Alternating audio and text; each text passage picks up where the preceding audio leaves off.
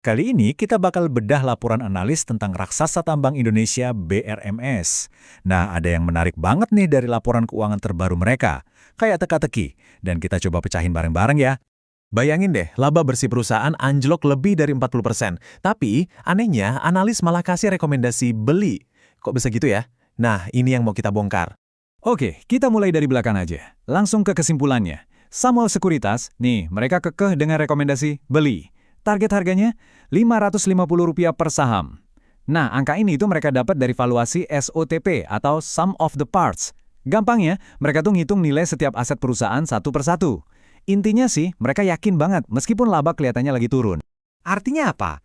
Artinya mereka ngeliat ada potensi keuntungan lebih dari 24%. Gede banget kan? Nah, sekarang pertanyaannya, kenapa mereka bisa seoptimis itu? Nah, ini dia bagian yang paling seru. Kita harus paham kenapa analis bisa seoptimis ini. Caranya, ya kita harus gali lebih dalam. Jangan cuma lihat angka laba di permukaan aja. Nah, ini dia kuncinya. Kalau kita lihat laba yang dilaporkan, kelihatannya emang jelek ya.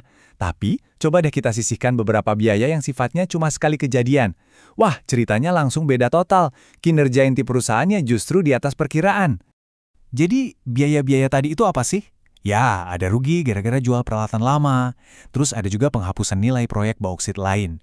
Poin pentingnya di sini, itu cuma kerikil sementara. Bukan masalah besar di bisnis utama mereka, yaitu tambang emas.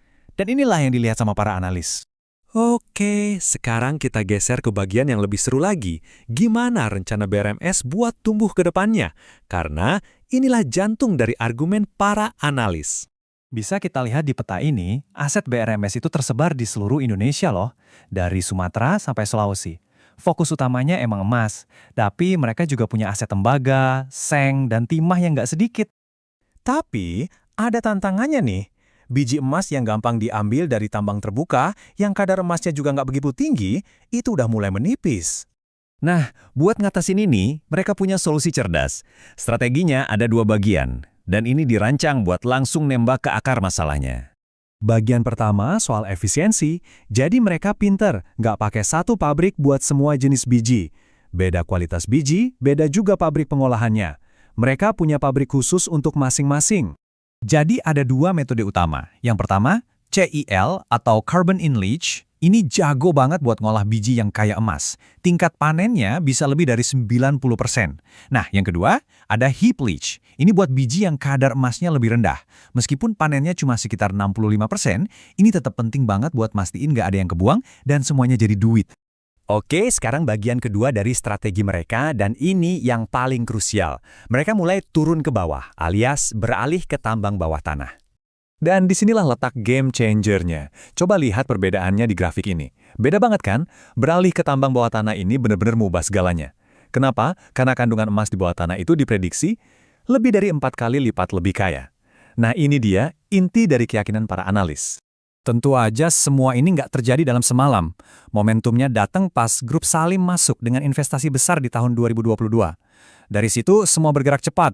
Lihat aja lini masanya. Pabrik baru mulai jalan, terus ada pengumuman kandungan emas yang lebih tinggi, sampai akhirnya mereka dapat data emas kadar tinggi dari bawah tanah. Oke, jadi setelah kita bedah semua itu, gimana kesimpulan akhirnya? Mari kita lihat putusan analis dan juga tentu saja risikonya.